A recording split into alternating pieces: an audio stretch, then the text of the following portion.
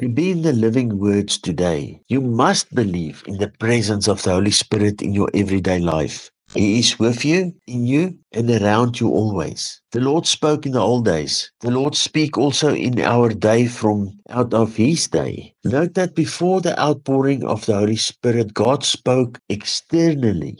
But from the day of the outpouring, God also speak within us. Hallelujah. Hebrews 4 verse 7. He again sets a definite day, a new today, providing another opportunity to enter that rest by saying through David after so long a time, just as he has been said before in the words already quoted, today, if you hear his voice, do not harden your hearts. Do you hear his voice today from out of his day? The disciple John was in the Spirit on the Lord's day, and he heard and he saw. Yes, God do speak from the Holy Scriptures, but do not lay it to the side that in our present day, the living Word, Jesus Christ, do speak to us in our hearts by His Spirit. The Bible must be a guideline, but the Spirit must be the living Word, Jesus Christ in you.